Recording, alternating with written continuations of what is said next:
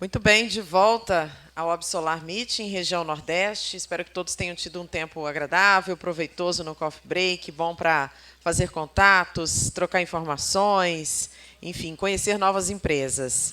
Agradeço novamente a presença de todos aqui, também de você que está acompanhando remotamente, em casa, em qualquer outro lugar, mas acompanhando pela plataforma do evento. Lembro a todos que temos espaço para interação. Os banners que estão aqui no auditório, todos eles, podem reparar, têm um QR Code. Então, é só você apontar a câmera do celular, vai abrir um site, e aí você seleciona o painel, preenche o formulário para enviar a pergunta. Então, importantíssimo para quem quiser fazer perguntas, acessar ali, vai no QR Code, aponta a câmera e ali escolhe o painel e envia a pergunta. Quem estiver acompanhando de forma remota, é só clicar no botão que aparece aí bem embaixo do player do vídeo. As perguntas vão diretamente para o mediador da mesa. Antes de chamar os participantes da mesa, vamos acompanhar as mensagens dos nossos parceiros.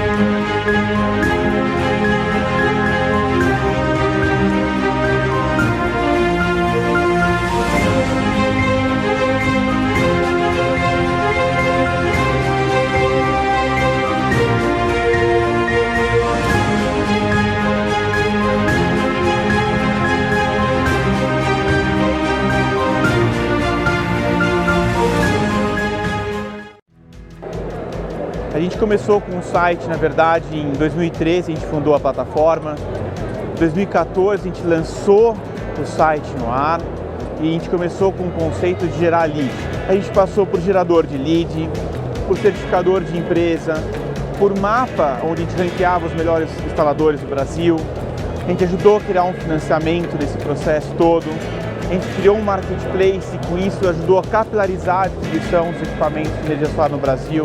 E no início de 2020, um pouquinho antes da pandemia, a gente começou a testar modelos específicos de venda de equipamento para os clientes finais.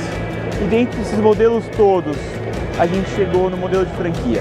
E agora, em 2021, a gente soltou o projeto piloto que está dando muito certo.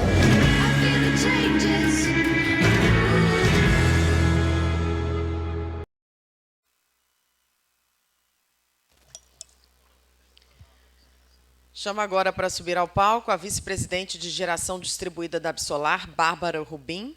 Bárbara é CEO da Bright Strategies, empresa de consultoria voltada à estruturação jurídica e regulatória de negócios em energias renováveis. Já participou do desenvolvimento de mais de 1 bilhão e 800 milhões de reais em projetos de energia solar, eólica e biogás. Vou pedir para a Bárbara subir e aí falo mais sobre ela. Mulher empoderada. Bárbara é advogada com MBA em Finanças e Estratégias Empresariais. Já desempenhou funções também junto ao poder público, privado, terceiro setor. Atualmente, Bárbara é vice-presidente do Conselho de Administração da Associação Brasileira de Energia Solar Fotovoltaica, conselheira do Latin America and Caribbean Council of Renewable Energy e presidente da Comissão de Geração Distribuidora da OAB Minas Gerais. Em 2021, foi eleita uma das pessoas mais influentes do setor elétrico brasileiro da última década. Vamos saudar mais uma vez, então.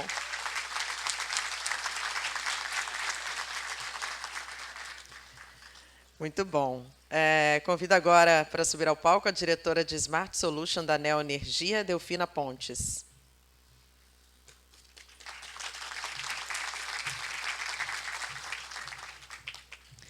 Delfina Maria de Borba Pontes, superintendente da Smart Solutions do Grupo Neo Energia, graduada em Engenharia Civil pela Universidade de Fortaleza e Direito pela Universidade Federal do Ceará, com MBA em Gestão Tributária pela Fundação Getúlio Vargas, MBA Executivo Internacional pela Universidade da Califórnia, tem mestrado em Administração pela Universidade de Fortaleza, com módulo internacional na Universidade de Columbia, em Nova York. Tem mais de 23 anos atuando no setor de energia, ampla experiência no desenvolvimento de produtos, soluções e modelos de negócios voltados à transição energética e sustentabilidade. Nossa, a gente está só com mulheres empoderadas aqui.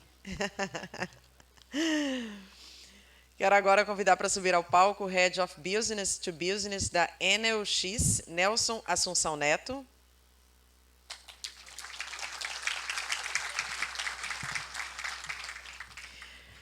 Nelson é administrador de empresas, graduado na PUC São Paulo, pós-graduado em gestão empresarial pela FIA Business School e MBA no IBMEC em gestão de negócios.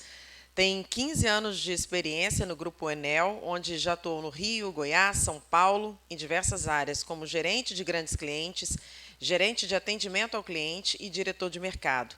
Atualmente, Nelson é diretor da unidade de negócios para clientes corporativos da Enel X. Convido agora para subir ao palco o sócio-diretor da Soleste Energia, Giovanni Luania.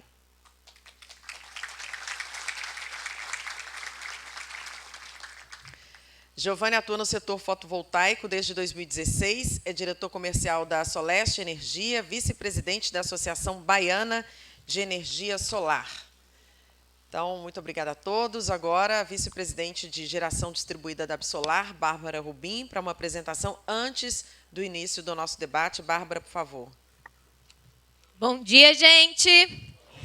Aí sim, todo mundo tomou um café. Vocês acreditam, gente, que eu cheguei aqui de madrugada, fui pegar meu cafezinho antes do coffee break começar, né? Porque eu preciso de cafeína, doses altas, por sinal. E o moço falou assim, moça, não está na hora do café ainda não. Eu falei, mas moço, quando é que não é hora do café, pelo amor de Deus? Mas vamos lá, gente. Estou aqui com o dever de falar sobre a Lei 14.300 para a gente. Eu já vou pedir licença para os meus colegas aqui de mesa, porque eu falo andando, viu, gente? E a ideia nossa aqui hoje é a gente ter um momento para a gente discutir um pouco das oportunidades que foram trazidas pelo marco legal da geração própria e também entender um pouco dos desafios que vieram com isso, como é que está sendo a aplicação. Estou vendo que vocês estão com muita dúvida, porque a gente nem começou o painel, eu já comecei a receber as perguntas de vocês. Então, assim que é bom, assim que eu gosto. Quero começar dizendo também, cadê? O Jonas está aqui? Um safado, né? Só porque eu ia falar que, Ronaldo, fique esperto nessa também, hein?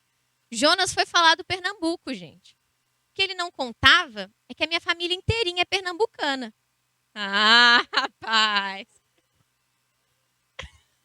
Eu não falei que eu não nasci no Pernambuco. Infelizmente, gente, não tenho a alegria de ter nascido nessa região. Mas a família da minha mãe inteirinha é de Serrita, lá do sertão de Pernambuco. Então, Pernambuco... Oi.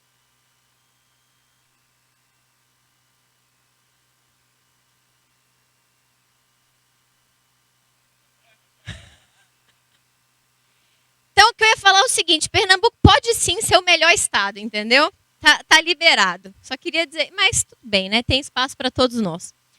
Gente, a gente começou o ano de 2022, eu acho que é muito legal esse momento que a gente está tendo esse Absolar Meeting, porque eu queria ter um evento em que eu chegasse e falasse assim para vocês, gente, não tenho nenhuma novidade para contar. É tudo antigo, vocês já sabem de tudo, mas o nosso setor muda muito, é um setor que tem muita transformação, e é muito nessas transformações que residem também muitas oportunidades para a gente gerar novos negócios, para a gente ter novas formas mesmo de atender o consumidor. Então não é diferente aqui. A gente começou o ano com uma grande alteração, que foi a vinda do Marco Legal da Geração Própria, trazido pela Lei 14.300, que era o projeto de Lei 5829. E quando o projeto foi publicado na forma da lei, o presidente tinha vetado 2 artigos desse projeto. Vou começar falando do veto, que é a mudança mais recente que a gente teve na lei, depois a gente olha para as outras alterações. E esses 2 artigos que ele vetou, né, um dizia respeito a uma questão. Eu quero olhar as expressões de vocês, que é agora que vocês se entregam. Né, você já se entregou, ó. Ao loteamento solar flutuante. Quem aqui já está procurando uma hidrelétrica, um lago de reservatório, uma poça d'água para chamar de sua? No meu Instagram já está surgindo, viu, gente? Já tem gente fazendo anúncio que tem lá reservatório de hidrelétrica sendo alugado para fazer o loteamento solar das usininhas de 75 kW em lâmina d'água.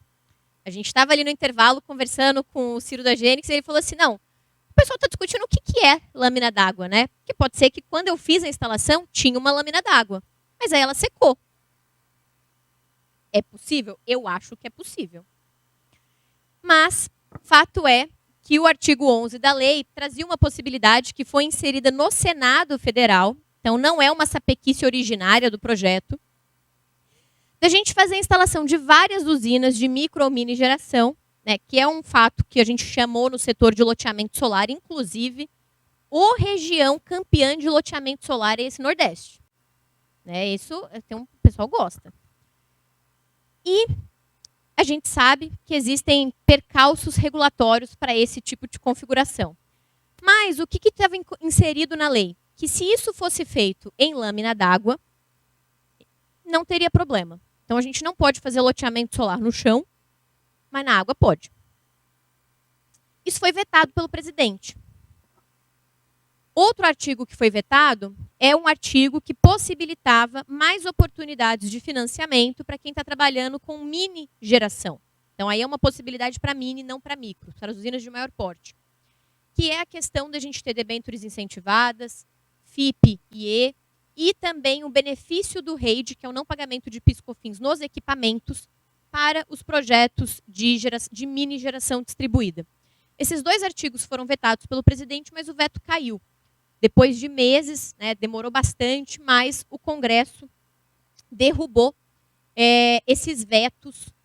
Tem mais ou menos aí umas 2 semanas agora. Com isso, esses artigos voltam para a lei. E eles, por si só, se a gente está falando aqui de novas oportunidades, já vão representar novas oportunidades de negócios.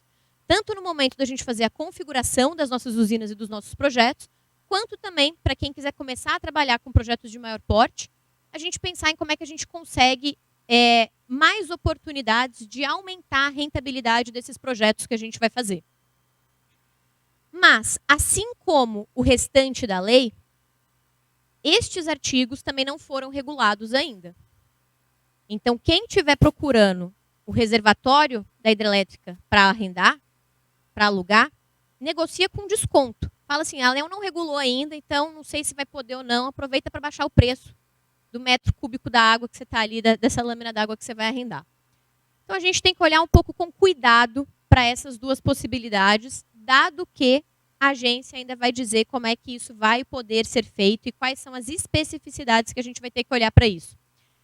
Mas, para além dessa questão, dessa vinda, dessa novidade do marco legal que a gente teve com a queda desses 2 vetos, fato é, a lei por si só já trouxe, desde quando ela foi publicada lá em janeiro, muitas outras alterações que representam benefícios, representam mudanças para a forma como a gente desenvolve nossos projetos hoje e a gente precisa ficar atentos a elas, né? A primeira grande mudança que a gente teve foi, sem dúvida alguma, a questão da gente ter preservado o direito do consumidor que está gerando a própria energia, que escolher gerar a própria energia até 6 de janeiro de 2023. Quando a gente fala escolher, né, gente, a gente está falando protocolar o seu pedido de orçamento de conexão. Né? Lembrando que a gente teve uma mudança na nomenclatura das etapas de acesso à rede com a vinda da Resolução 1000. Se o direito desse consumidor foi preservado, por um lado, por outro lado, a gente também teve uma situação de que o consumidor que escolher gerar a própria energia até o dia 6 de janeiro do ano que vem, em 3 hipóteses, ele pode perder este direito adquirido dele. Quais são essas 3 hipóteses, né? Se ele encerrar a unidade consumidora em que a usina está instalada, isso significa, gente, que não. O cliente não pode instalar uma usina na casa do pai e depois decidir mudar essa usina para a casa dele lá em 2024 e levar esse direito adquirido. Se ele tiver que reinstalar essa usina, ele vai entrar na regra que tiver vigente lá em 2024. Mas ele pode, sim, mudar a titularidade da unidade consumidora em que a usina está instalada. Isso não é uma hipótese de direito adquirido, isso não é um problema que levaria ou que prejudicaria esse consumidor que está contemplado debaixo desse guarda-chuva. Uma outra hipótese que a gente pode ter que leva à perda do direito adquirido é a gente ter comprovada alguma irregularidade do sistema de medição que seja atribuível ao consumidor. uma irregularidade. Depois eu quero até ouvir a opinião aqui dos meus colegas mesmo do que poderiam ser essas irregularidades. Porque eu acho que o termo ficou muito amplo na lei, de fato, né? Então, acho que a gente também vai precisar ter um detalhamento um pouco maior de quais são as apequices que, se comprovadas, vão levar a essa perda do direito adquirido. Para mim, a mais óbvia seria, por exemplo, o furto de energia, por exemplo. Mas acho que a gente precisa detalhar um pouco mais isso, até para trazer mais segurança para o consumidor. E a terceira hipótese, que eu acho que a redação da lei ficou confusa, é ampliar a potência do sistema que está instalado. Por que ela ficou confusa? Porque não é que o consumidor vai perder o direito adquirido do que ele já tem instalado. Ele só não vai ter este direito na potência que ele ampliar do que for instalado. Então, se eu tenho um sistema de 15 kW e eu vou colocar mais 15, os 15 que eu já tinha, eu vou manter o direito adquirido. Os 15 que eu vou colocar, eu vou ficar na regra que estiver vigente na época que eu fizer a ampliação. Então, não é bem uma hipótese de perda, é simplesmente que não vai se aplicar, né? A gente não vai estender a qualquer situação. Porque eu recebi, sim, perguntas de pessoas que estão nessa plateia, porque eu já as identifiquei, falando assim, eu posso pedir um parecer para uma usina de 1 mega, instalar e depois aumentar ela para 5 e ter o direito adquirido? Não, né, gente? Então, vamos ficar atentos a essa questão. Mas o que acontece, então, com esse consumidor que não tiver o direito adquirido? Ele entra numa regra de transição. E a gente está chamando de regra de transição porque, apesar da gente conhecer essa regra por horizonte aí de próximos 6 ou 8 anos, a gente não conhece a regra que vai ser aplicada depois desse horizonte de tempo. Então, é por isso que ela ainda assim é uma regra de transição. Essa regra de transição consiste basicamente em 99% dos sistemas que vão ser instalados, pelo perfil de sistema que a gente tem, vão começar a remunerar a rede de distribuição com pagamento percentual da componente tarifária que remunera a distribuidora de energia, que é o fio B. Esse percentual que vocês estão vendo aqui na tabela, ele é diferente do percentual da lei, porque para ajudar a simplificar, o que a gente fez? A lei traz o percentual do fio B que vai ser pago. A gente pegou a média do fio B no Brasil e calculou quanto que o percentual daquele fio B representava no total da tarifa. Então, quando a gente pega uma média de fio B nacional, por exemplo, o consumidor que não tiver direito adquirido, ano que vem, ele paga 15% do fio B. Numa média de tarifa, dá 4%. Então, para facilitar, ao invés de colocar que ele vai pagar 15% do fio B, a gente colocou que ele vai pagar 4,1% da tarifa de energia. No ano seguinte, ele passa a pagar 8,1%, depois 12,2%, 16,2% e assim por diante. Então, sempre em relação à tarifa total de energia, tá, gente? Por que eu falei que a maior parte dos consumidores vão pagar este percentual? Porque essa é a regra que vai se aplicar para quem tiver geração junto à carga, o autoconsumo local, né? O autoconsumo remoto de até 500 kW, geração compartilhada em regra, empreendimento de múltiplas unidades consumidoras ou empreendimentos de fontes despacháveis.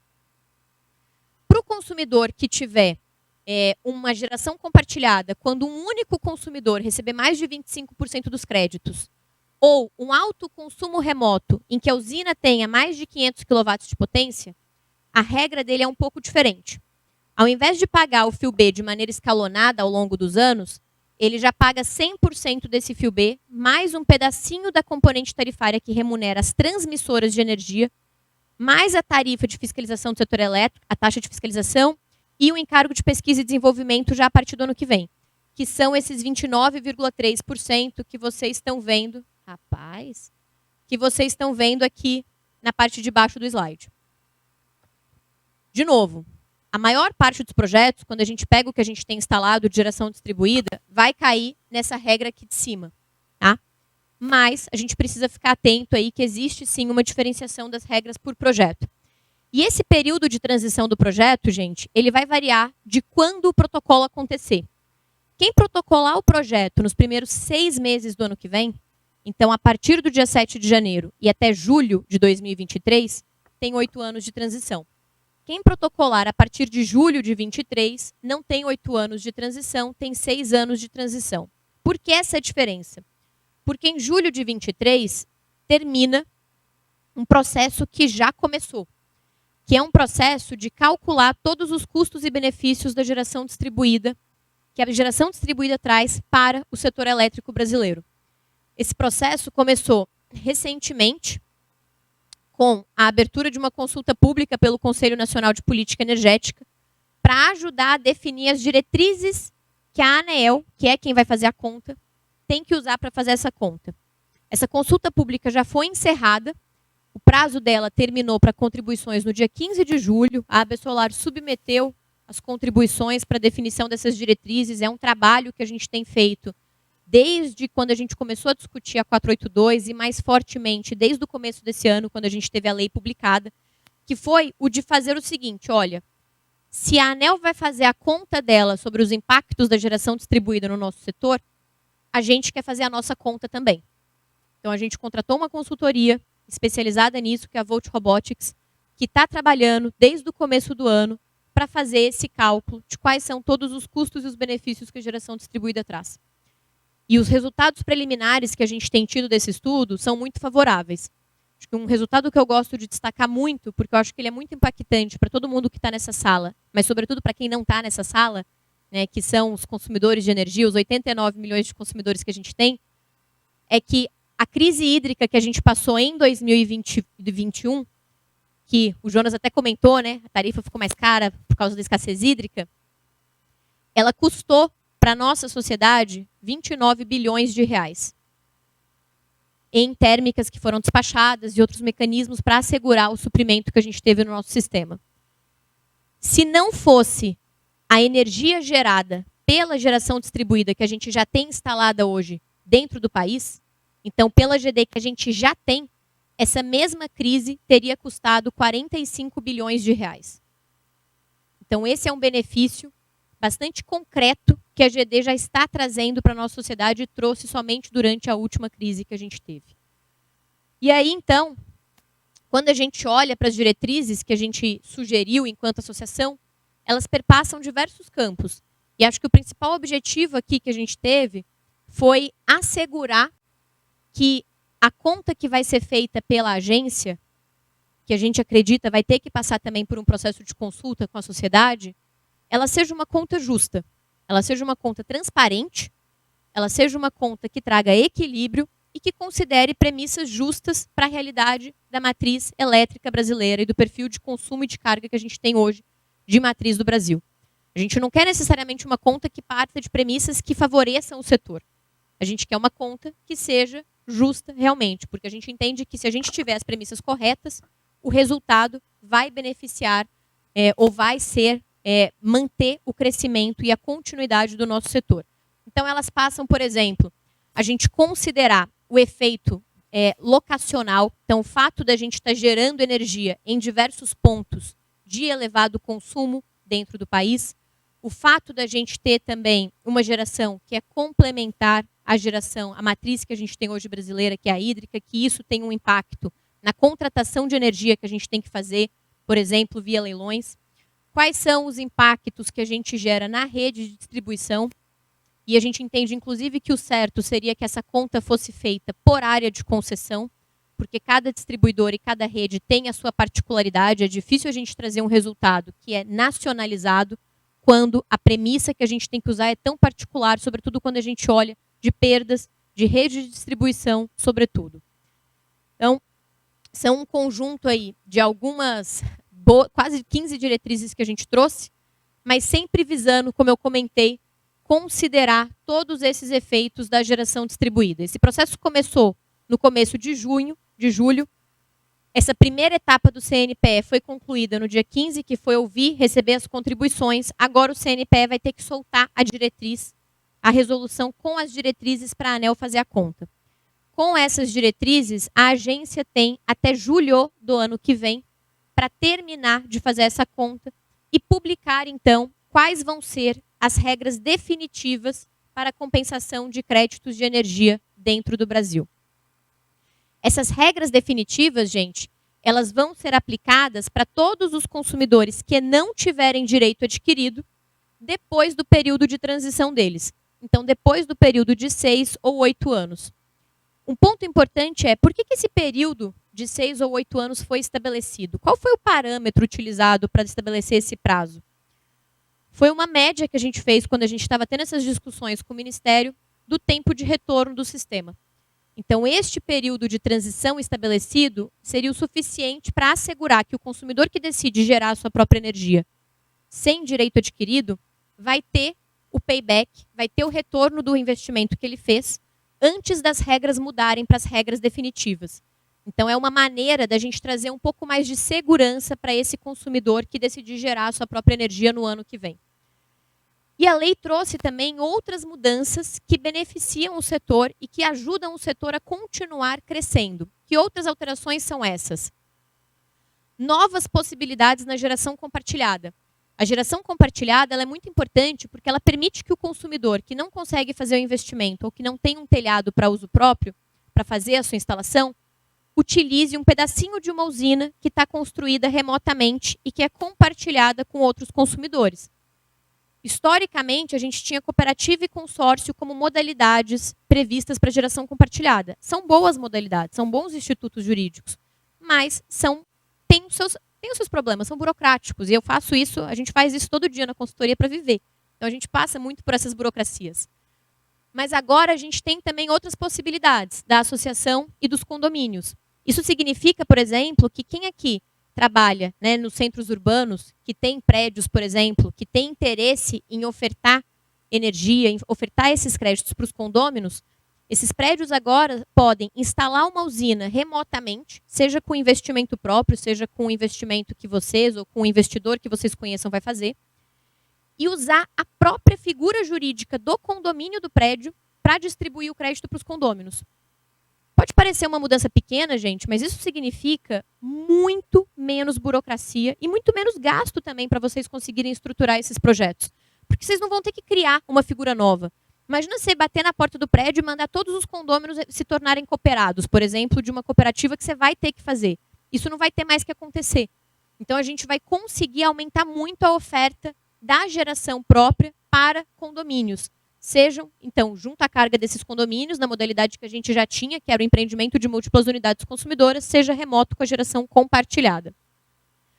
A gente tem também uma outra mudança trazida na lei, que é a questão das usinas híbridas e do armazenamento.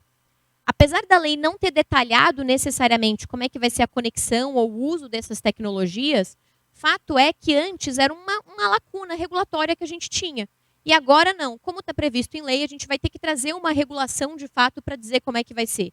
Isso, dado que o armazenamento é uma tendência importante que a gente tem, e a Mariana vai conduzir um painel mais tarde para falar sobre isso, sem dúvida alguma também é uma questão que vai impulsionar mais ainda o desenvolvimento desse segmento.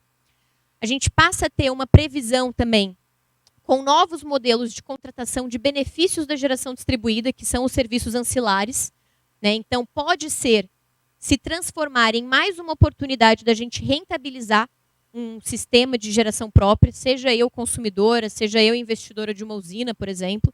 E a gente tem várias dessas oportunidades surgindo, tá, gente? Muitas vezes, quando a gente pensa em gerar a própria energia, a gente está pensando só no crédito de energia. Mas a gente pode começar a olhar também para a questão do crédito de carbono. A gente pode olhar para essa questão dos serviços ancilares que estão sendo prestados para a rede. E quais são as outras sinergias que a gente pode pensar? Acho que muito do painel que a gente constituiu aqui hoje é para trazer mais insights sobre essas sinergias e essas novas oportunidades que a gente está olhando, pensando que a geração distribuída não é um fim em si mesma, né? Ela é um meio não só da gente gerar algum tipo de ganho para aquele consumidor, mas também da gente trazer outras ofertas de produtos e de serviços junto com a geração própria de energia. Então, diversificando cada vez mais, gerando mais renda e, quiçá, gerando, inclusive, recorrência para os negócios, né? Para a gente não fazer só a venda e o nosso relacionamento com aquele consumidor terminar ali. E uma outra alteração que a gente teve, que a gente vai precisar ficar atento a partir do ano que vem, é a limitação da potência máxima dos sistemas de solar fotovoltaica. Né? Então, hoje a gente tem a potência máxima das usinas até 5 megas. A partir do dia 7 de janeiro do ano que vem, essa potência passa a ser para 3 megas. Quem fizer a usina do direito adquirido continua com 5 megas, tá, gente? Mas, para o ano que vem, vamos olhar para isso, inclusive, para o tema também de desmembramento de usinas que eventualmente ultrapasse essa nova potência. Tudo isso a gente tem que pensar quando a gente olha para o dia a dia do nosso negócio. Uma outra alteração muito importante trazida pelo projeto e que, cara, na Bahia, o impacto disso é muito grande na viabilidade dos projetos. É a mudança na demanda contratada. Gente, a demanda contratada da Bahia é uma das mais altas do Brasil. Tô vendo, né? Vocês sentem essa dor. Quando a gente coloca tributo, chega a R$40 por quilowatt. Mas, tô desatualizada, então. Meu grau só chegou nos 40, gente. Que isso, moço? Quem dá mais? Me falaram, eu dei 40, me falaram 47, agora eu vi 5,2. 5,4. Agora vocês estão brincando comigo, né? R$54 por quilowatt, gente, demanda contratada, uma das mais altas do Brasil. Mas isso tem uma explicação também, né? Eu sempre comento que o custo da rede de distribuição está muito a ver com a característica geográfica que a gente tem do local. E eu nem sou a melhor pessoa dessa mesa para falar sobre isso, né? Mas aqui a gente tem uma região que tem pouco adensamento populacional também, uma área muito grande. Então isso acaba impactando tanto o fio B na tarifa, quanto a demanda contratada. Então, com essa mudança que a gente teve, as usinas vão deixar de pagar demanda contratada como carga, as usinas remotas, tá, gente? Ou as usinas junto à carga que sejam maiores do que a demanda que o consumidor tinha contratado originalmente. E vão passar a pagar pelo uso da rede, pelo uso que elas fazem da rede, que é de geração. Com essa mudança, esse custo de 5,4 vai cair mais de 40%. Então, isso vai ajudar a gente a trazer viabilidade para os projetos. Um outro fator importante, que não está na nossa apresentação, mas a gente pode falar durante o debate, que também vai ajudar muito isso, para essa questão da demanda, é a vinda da Lei Complementar 194, que também foi uma alteração que a gente teve no último mês, e que retirou da cobrança de ICMS, da incidência de ICMS, as componentes tarifárias referentes ao uso do sistema de distribuição e transmissão.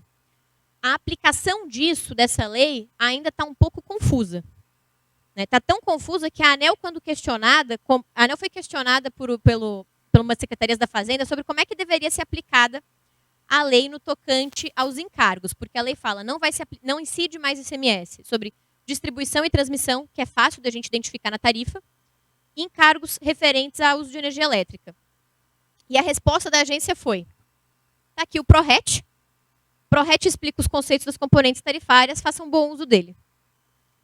Imagina a Secretaria da Fazenda olhando isso, né, gente? Então, agora está acontecendo um movimento das secretarias de organizar workshops para entender componente tarifária, para entender, de fato, como é que elas vão fazer isso. Mas essa é uma mudança que também vai reduzir o custo de demanda contratada dos empreendimentos. Então, todos esses são inputs que é importante vocês terem, porque isso muda a análise que vocês vão fazer para o cliente de vocês. Isso muda o jogo que a gente tem tido até agora para a geração distribuída e para o consumidor de energia elétrica de maneira geral, porque é muito mais amplo. E a outra alteração que a gente teve diz respeito ao consumidor bioptante. A gente teve um longo período, aí, quase 2 anos, em que foi proibido pela ANEEL a instalação de usinas de mais de 75 kW, portanto, de mini geração, em consumidores, junto à carga de consumidores que fossem bioptante. A Lei 14.300 volta a permitir isso para o consumidor que se enquadra naquela questão do bioptante de até 112,5. Então, você pode instalar uma usina de mini geração, respeitado o limite do trafo de 112,5.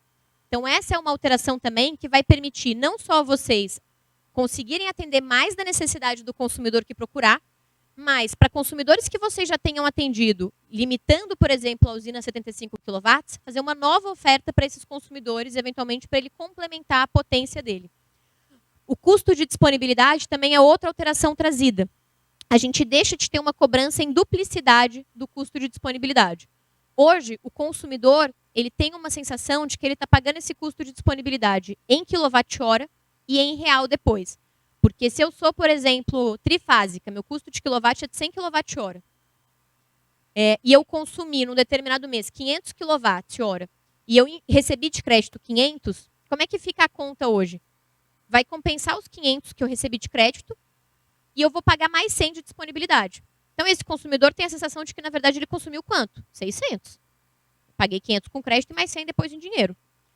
Com a Lei 14.300, a cobrança deixa de acontecer dessa forma. Então, nesse exemplo que a gente deu, o consumidor vai usar 400 de crédito, ficar com 100 acumulado, e o 100 que ele não compensou é o que ele vai pagar de disponibilidade. Isso também acaba sendo um ganho que é mais perceptível para o consumidor residencial, por exemplo, ou que tem um consumo médio mais baixo, né? Porque aí, de fato, o custo de disponibilidade tem um peso maior para ele.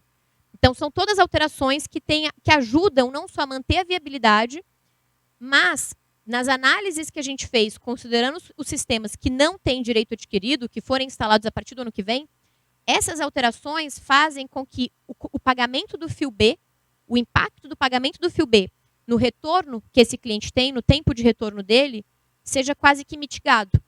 Então, por exemplo, nos estados que têm o maior impacto pelo pagamento gradativo do fio B, quando a gente instala uma usina, por exemplo, junto à carga, esse impacto não passou de um aumento de mais de 6 meses no payback.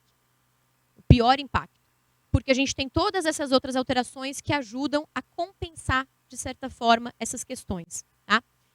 E na geração compartilhada, e no EMUC, uma possibilidade também da gente unificar a titularidade das unidades consumidoras dentro da figura da geração compartilhada.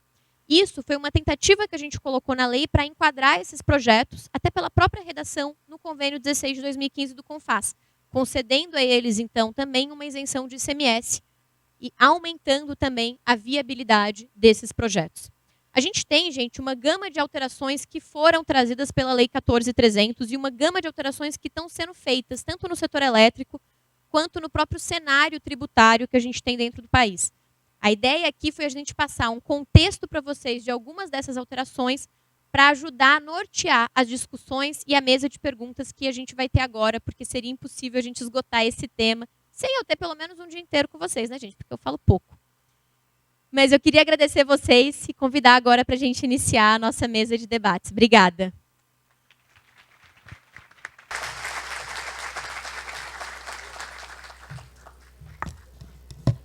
Só reforçando, então, Bárbara vai se encarregar de mediar esse debate e vocês podem enviar perguntas. Lembrando, mais uma vez, pelo QR Code que está aí, quem está em casa também tem pela plataforma virtual, aqui nos banners, então fiquem à vontade para enviar as perguntas. Boa sorte, bom debate a todos. Bem, adoro mediar debates, gente, porque se tem uma coisa que me deixa mais inquieta é quando eu estou numa mesa e fazem uma pergunta boa e eu não posso responder. Então, quando eu medio, eu mesma faço as perguntas e quando vocês fazem, eu posso escolher responder também. Então, para mim, isso é excelente.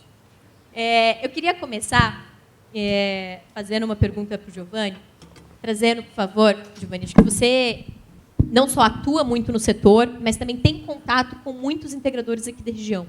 Então, eu queria te pedir para contar um pouco de como é que as alterações trazidas pela Lei 14.300 estão sendo entendidas, não só pelo integrador, mas pelo consumidor também. E que tipo de mudanças você também, enquanto integrador, já está fazendo na sua própria empresa para conseguir aproveitar mais essas oportunidades trazidas pela lei? Bom dia a todos. Eu sou Giovanni, da Soleste Energia, muitos me conhecem. Agradeço o convite de participar desse encontro aqui. E fico feliz também porque vejo que os integradores acabam sendo representados pela minha presença. Então, queria fazer primeiro uma pergunta aqui. Quem é integrador? Levante a mão, por favor, só para eu conhecer. Joia. Então, vou falar por mim e por vocês. Tá? Essas modificações todas, elas impactam muito no nosso dia a dia. Então, a gente está falando aqui de empresas que, na maioria das vezes, trabalham com telhado, instalações de telhado, microgeração, residências, e somos pequenos, não temos uma equipe grande que consiga abraçar todas as etapas dos processos. E quando a gente começa a ter uma discussão de alteração da 482, com todas aquelas circunstâncias, para a gente é um desastre. Por quê? Porque eu, que sou da área comercial, eu paro de vender para me debruçar sobre os temas. Então, as audiências públicas todas, desde aquela primeira lá que Bárbara participou, Rodrigo, todo mundo, e se ficaram embasbacados com aquelas mudanças. Primeiro, vamos fazer algo, não vamos dar cavalo de pau.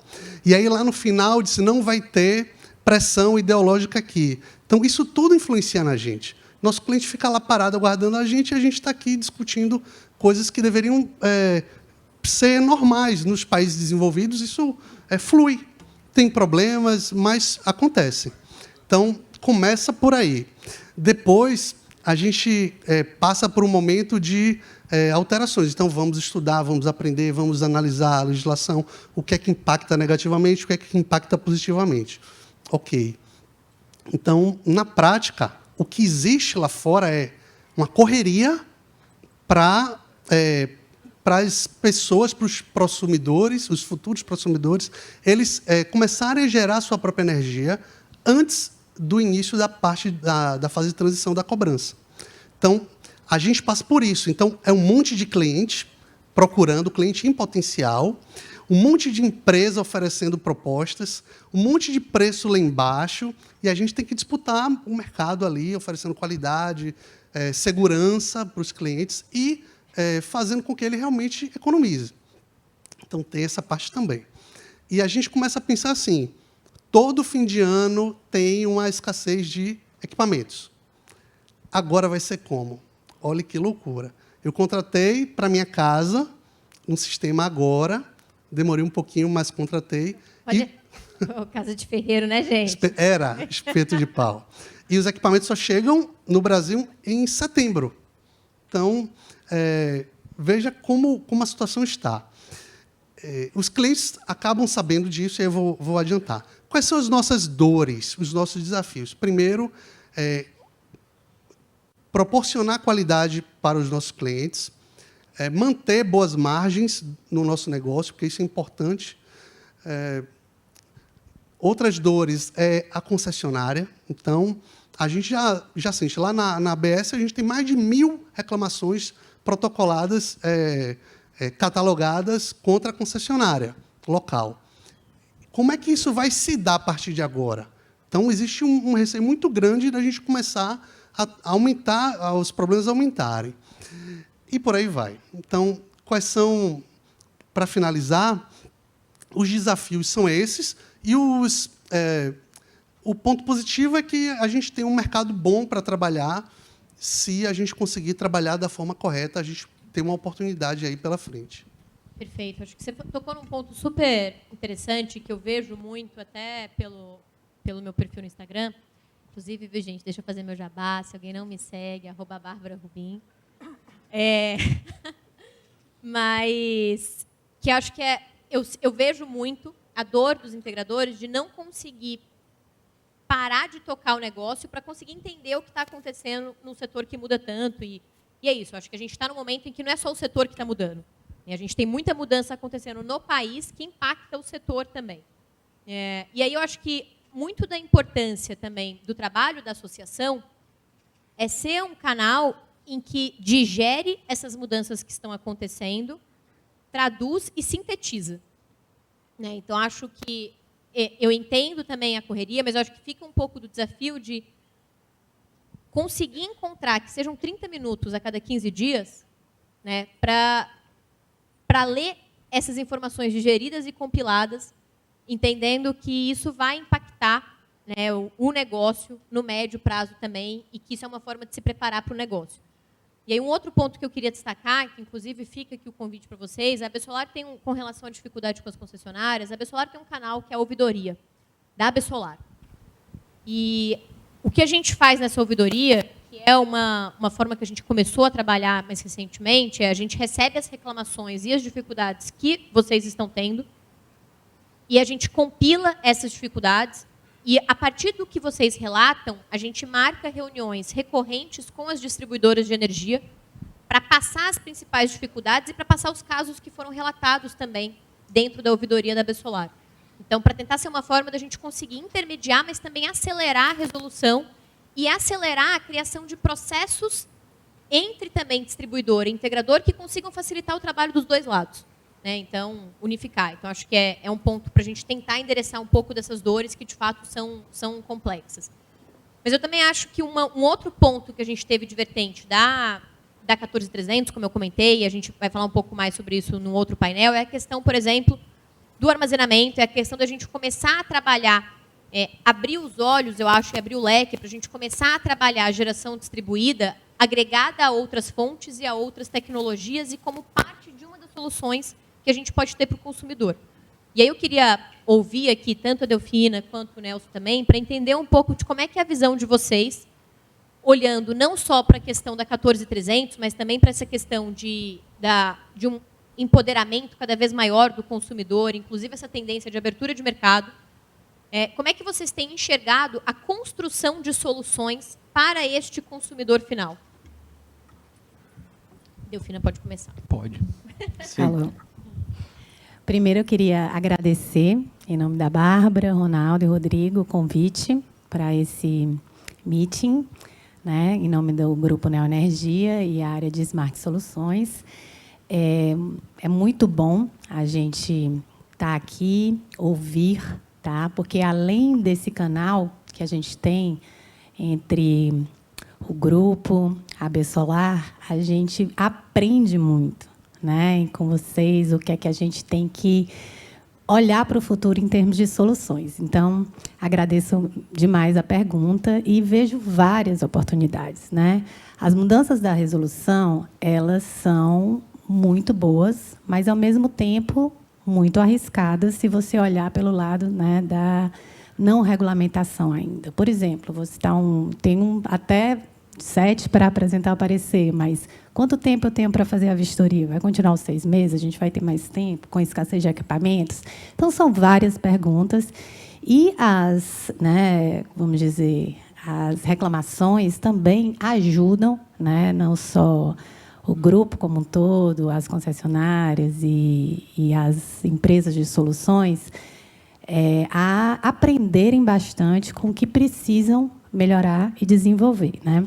Mas, por exemplo, respondendo à pergunta da Bárbara, em termos de soluções, né? Além da possibilidade agora de mais mini geração, do aumento de carga, da possibilidade do pagamento da TUGG, da possibilidade do não pagamento, né, vamos dizer, até bitributação em termos das pequenas usinas. Então, temos várias possibilidades de troca de titularidade, quando a gente vai vender a casa, porque, tudo bem, a gente não pode tirar, mas a gente vai estar ali na casa, então, aquilo para alugar ou para vender vai ser muito interessante. A gente vê outras oportunidades também. A gente vê aí um sistema que talvez não esteja tão preparado para a geração distribuída. Mas, ao mesmo tempo, a gente consegue ver uma oportunidade de adiantamento de obras. Então, não só com GD, mas com parte de infraestrutura. Como é que a gente pode, os integradores ou outras empresas em parceria, ajudar nisso a estar, vamos dizer, antecipando algumas obras, tá, que deveriam ser feitas pela distribuidora, mas que, se elas fizerem naquele momento, elas vão onerar a tarifa do sistema como um todo. Bahia, aqui, a gente sabe que é um das concessionárias que tem mais clientes de baixa renda. A gente não quer isso, né, para os clientes de baixa renda. Então, essa oportunidade de você adiantar os investimentos para não onerar a tarifa, recebendo lá atrás, já é uma grande oportunidade. Outra coisa que a gente vê como grande oportunidade é gestão. Gestão dos dados, gestão da energia, gestão das contas. A gente viu em todas as apresentações o crescimento exponencial que isso está tendo, né, principalmente agora nessa corrida maluca, né? Então, o que acontece? As distribuidoras, existe um tempo para se acostumar com alguma coisa. Então, a gente precisa entender se está certo, se não está certo, inclusive para ter essa troca e aprendizagem, que é o que o sistema e todo mundo quer.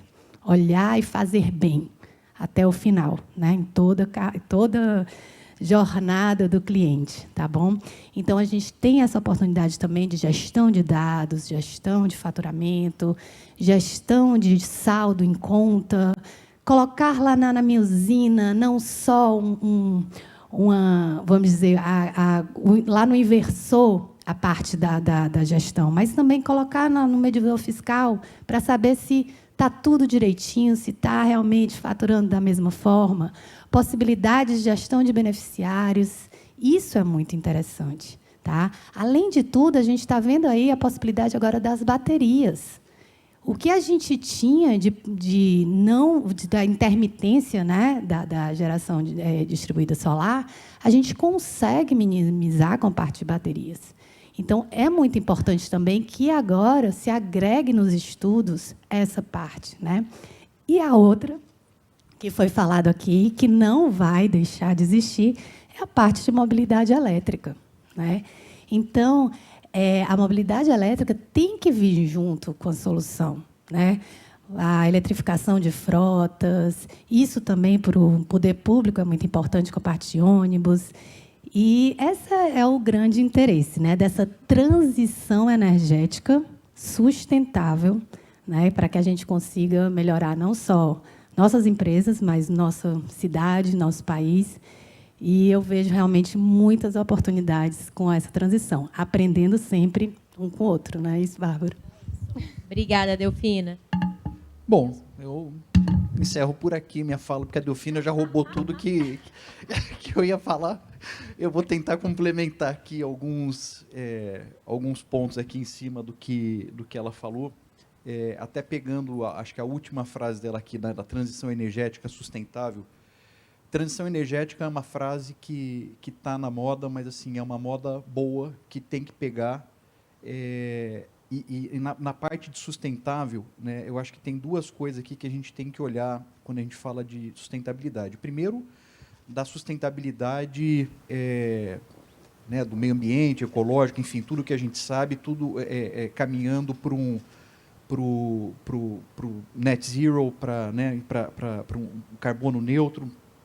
Enfim, a parte solar está totalmente ligada a isso. E a questão também de sustentabilidade financeira, né? Afinal das contas, acho que quando você coloca isso, primeiro você tem, né, uma redução, seja você um empresário, seja você um residencial, você vai conseguir, você como gestor, como administrador do negócio, se você consegue mostrar, né, para o seu chefe que, olha, convencer que colocar, não sei o que você vai trazer uma economia para o negócio, é uma coisa.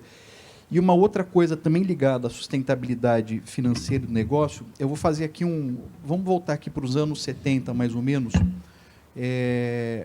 quando, eu não sei se foi exatamente anos 70 ou 80, mas quando criaram a ISO 9001, tá? Que era para falar sobre qualidade. Por que foi criada a ISO 9001? Primeiro, que de fato precisava ter qualidade na época, mas porque naquela época começou uma enxurrada de países emergentes produzindo tudo, né, que os países ricos faziam, mas sem qualidade, colocaram lá. E aí isso foi uma maneira de, num primeiro momento, tentar blindar, né, que esses entrantes oferecessem um negócio com qualidade para poder participar e vender o produto deles lá. Voltando aqui para o presente, só fazendo um paralelo, hoje a questão de ser carbono zero, de você gerar para neutralizar, de você gerar para economizar, é fundamental para vários negócios que talvez ainda não tenham, mas passarão a ter, a exigência, né, de ser verde, de você conseguir comprovar que você tem uma energia limpa para conseguir exportar o seu produto. Tal qual lá em algum momento do passado passaram a exigir a 9001, agora você vai ter que conseguir alguns selos verdes que podem vir aqui, isso daqui. Então, né, só para ficar atento para o tipo de negócio que vocês estão, assim, o mercado me fugiu aqui, não é? Do agronegócio, de pecuária, especialmente, enfim, produção de carne, de frango, de suíno, tudo que de plantação também que vai, né, que vão exportar, hoje já tem que ter um monte de pré-requisitos. Então, eu acho que a gente aqui, né, no Solar, pode ajudar nessas certificações para sustentar o negócio de vocês. Sobre a 14300, eu não vou entrar aqui no detalhe, mas assim, eu acho que como qualquer novo negócio, tem regras, são difíceis. Só para você, né, a Camila, quando me apresentou ali, falou que eu estou há 15 anos no Grupo Enel e estou há 15 anos no setor elétrico, mas antes eu trabalhei 7 anos no setor de telefonia. E entrei numa empresa que chamava Telesp Celular, e isso acho que já entrega a idade né, de quanto tempo isso faz. Mas o fato lá atrás também era um negócio que estava surgindo, né, que era completamente novo, com regras de faturamento, de como é que vai ser, de roaming, de não sei o quê, enfim. Eu acho que se a gente fosse fazer um paralelo hoje, né, de onde nós estamos hoje, comparando com o que a telefonia passou, vamos colocar aqui 3 marcos. Tá? A gente tinha telefonia fixa, daí criou-se o celular, e aí hoje a gente está, enfim, com iPhone, não sei o quê, tal, com tudo que vocês já sabem. Eu acho que hoje o setor elétrico está na criação do celular. A gente deu um passo importante, né? Assim, já saímos do nada e já temos aqui a terceira maior matriz de energia, mas assim, tudo que vai acontecer de mobilidade elétrica, de todo mundo gerar sua energia, de você poder armazenar. Poxa, 10 anos atrás um painel solar era caríssimo, era um negócio impensável que ia popularizar desse jeito. E está do jeito que está, já cresceu. E olha que aquele gráfico que o Jonas mostrou de manhã que crescia muito, aquele crescia muito, ele só estava mostrando até 2025, porque se fosse até 2050, aquilo ainda era isso daqui. Esse negócio vai crescer tanto de uma maneira que a gente ainda não consegue nem... É meio mind-blowing, assim, muito... A gente não consegue ter uma ideia de quão grande isso vai ficar. E aí, enfim, eu digo isso só para retomar a questão da bateria também, que do mesmo jeito que o painel solar foi uma coisa muito cara no passado e hoje está acessível, a bateria também. Daqui a pouco, cara, você vai entrar numa Leroy Merlin, numa loja dessa qualquer, e você vai entrar lá e comprar sua bateria a um preço que qualquer um pode pagar e levar. Tanto que a gente acredita, né, falando agora pela empresa que eu trabalho, a gente acredita tanto na parte da mobilidade elétrica como de bateria, fora de outros serviços também, mas a gente acredita tanto que a gente tem uma linha de negócio para a mobilidade elétrica, temos uma diretoria mundial para a parte de bateria, ainda começando pequeno, mas tem já sabendo que isso é uma coisa que é uma realidade que não vai voltar atrás. Perfeito, Nelson. Obrigada. Delfina, eu queria aproveitar uma pergunta que a gente recebeu aqui, que acho que você falou bastante na sua fala, foram super complementares, essa questão das possibilidades de gestão e de outros serviços que estão muito relacionados à geração própria, mas que não são necessariamente ofertar somente a venda do sistema. Como é que você tem sentido, até pela sua experiência dentro do setor, que está a receptividade ou a procura do consumidor por este tipo de serviço? É uma coisa que o consumidor ainda não necessariamente se atentou e que ele precisa ser provocado sobre essa possibilidade?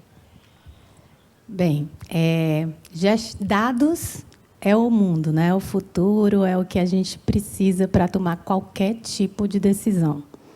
Então, isso é muito importante. Agora, colocar isso na cabeça do consumidor é interessante. Eu vou ganhar quanto por isso? Então, ele não entende que você ter informação, às vezes, pode ser muito mais importante do que você ter uma baixa lá na energia. Por exemplo, mas é complicado colocar isso na cabeça das pessoas. Então, é interessante que os integradores entendam e até agreguem valor às suas vendas em relação a isso. Por quê? Por exemplo, vou dar um exemplo, que o Nelson falou. A gente agora está entrando na era da 50.001. Relatórios de sustentabilidade, aumentar o rate, CDP, tal, principalmente, né, empresas que têm ações, né, em bolsa, precisam o quê? Comprovar que estão tendo estão tendo ações de sustentabilidade na sua empresa. Então, essa gestão de dados é que vai comprovar. Empresas que tenham certificação em CDP, que possam captar esses dados, estudar, verificar e mostrar e fazer um relatório de sustentabilidade, isso é muito incrível, né, para todo mundo. Outra coisa que é muito importante, por exemplo, com dados, eu vejo aonde eu preciso fazer a eficiência energética. Aonde é que está? Não é só a conta. Muita gente olha, meu papel era 500 e agora está dando 700.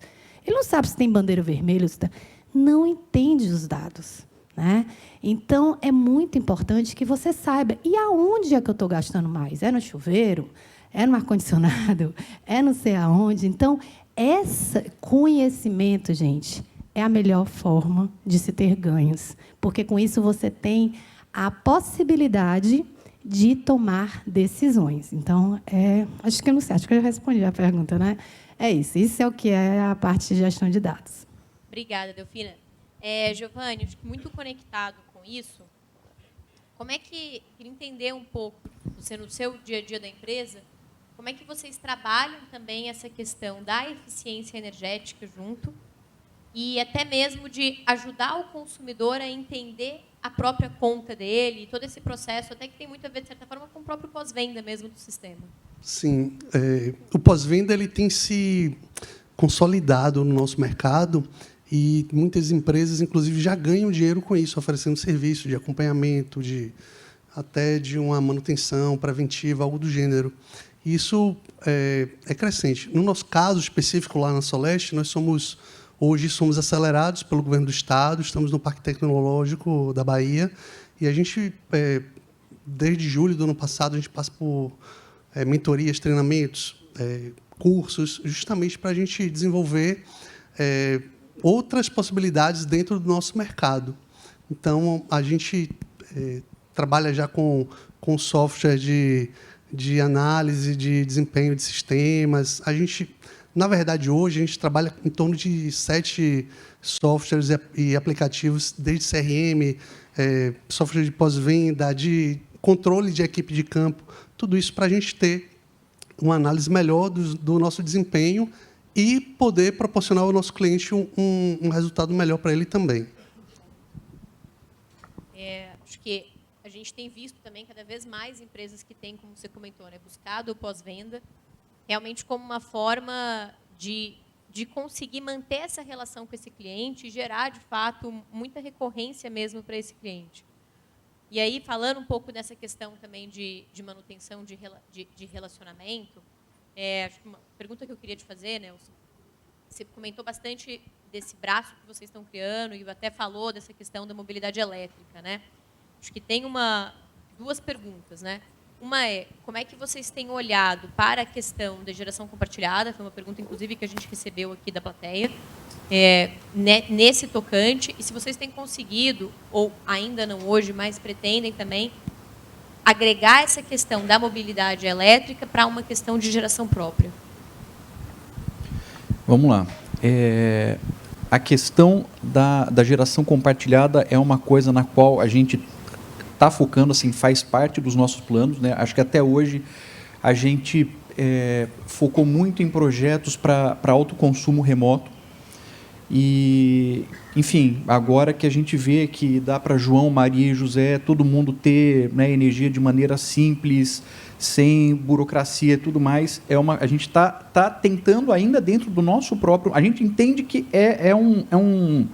a gente vai fazer. A gente está tentando ver como, porque é o seguinte, a gente hoje tem a expertise para construir, mas a gente, na questão de fazer todo o rateio sabe, dos créditos para muita gente, a gente ainda não sabe. Então, a gente está tentando, inclusive, ver parcerias com empresas que podem, né, ajudar em fazer parte das etapas que hoje a gente não sabe fazer do começo ao fim, porque é um negócio novo. Então, a gente está tentando ver o que a gente sabe fazer, quem sabe fazer outra parte do processo melhor e tentar construir aí acho que um ecossistema, né? Exatamente. Obrigado. Mas a gente acredita assim, piamente na questão da geração compartilhada. É um negócio que todo dia vem gente bater na nossa porta, ou para ver se tem alguma coisa pronta, ou para oferecer, né, algum tipo de serviço que faça parte dessa cadeia. A gente vê que está todo mundo meio que se movimentando mesmo para a geração compartilhada, e que é uma coisa que, para o consumidor final, né, quando ele entender, porque até a questão do convencimento, um negócio que você perguntou para a Delfina, como é que a gente faz para convencer, né, algumas coisas para o cliente? Às vezes é tão fácil o negócio da geração compartilhada, basta ele fazer um termo de adesão que ele vai ter um desconto, que o cliente não está acostumado com isso, entendeu? Ele, não, mas onde que está a pegadinha aqui do negócio? Onde que... Não, querido, não tem pegadinha. Então, daqui a pouco, acho que as pessoas vão se acostumar e ver, e vão fazer adesão, e isso vai, né, enfim, com blocos de pessoas, vai possibilitar a construção de mais e mais solares para que daqui a pouco todo mundo tenha, né, se o cara não quiser fazer o investimento ele mesmo, mas que faça, tem um custo menor, um ganho menor, mas não vai ter toda a questão dele mesmo fazer a construção. Na parte da mobilidade elétrica, você falou da gente usar ela como geração própria. Se vocês têm feito a oferta junto. Ainda não. Não, a gente tem hoje o que a gente tem feito de mobilidade elétrica, tá? A gente tem conversado muito com grandes montadoras, por exemplo. A gente vai numa montadora, você vai lá, compra um carro elétrico e aquela montadora te dá um carregador que aí pode ter comprado. Então a gente vende um lote de carregador para uma montadora que vende para aquele que dá tipo de brinde para o cara que comprar ali um carro elétrico. A gente tem tentado fazer parcerias como, né, uma delas que a gente tem em São Paulo com a rede de estacionamento Stapar. Então toda vez que você vai em vários Stapars de São Paulo tem lá um carregador da empresa, e a gente tem tentado ainda aqui no Brasil, a gente tem feito algumas conversas, mas ainda não temos um negócio fechado nessa questão de fazer uma oferta junto, que é de tentar eletrificar a frota de uma empresa, seja uma frota ou de ônibus que leva o funcionário para a planta, ou uma frota de caminhão, ou uma frota de carro leve mesmo. Para a gente ainda estamos começando nessa abordagem, mas ainda é um negócio muito novo. A gente ainda não tem um caso ainda real nessa questão de trazer o negócio junto. Perfeito, obrigada.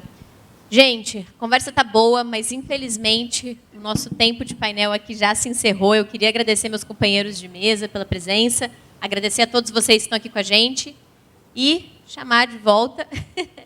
Lembrar, gente, que a gente retorna também daqui a pouquinho, mas nossa mestre de cerimônias vai dar os recados para vocês. Muito obrigada.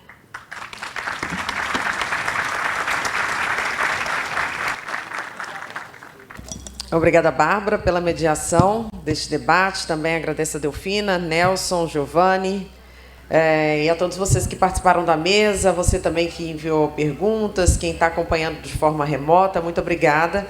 A gente vai fazer uma parada agora para almoço e retornaremos às 14 horas para o segundo painel, que vai falar sobre oportunidades de financiamento com foco na região Nordeste.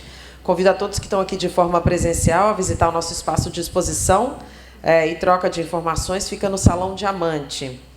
E você que está nos acompanhando de forma remota, pode acessar o espaço virtual, conhecer mais sobre produtos e serviços para a energia solar. Quem quiser almoçar aqui mesmo no hotel, pode se dirigir ao restaurante Passeio da Vitória, fica no térreo. A Absolar tem um convênio para conceder descontos, então podem aproveitar. E quem quiser optar por almoçar fora do hotel, tem algumas opções aqui no entorno do hotel, na Praça do Campo Grande. Também estamos a 10 minutos do Shopping Bar, onde também tem muitas opções. Vamos voltar a nos encontrar daqui a pouquinho. Lembrar da música tema, coloca aí para o pessoal ouvir. A música tema da Absolar.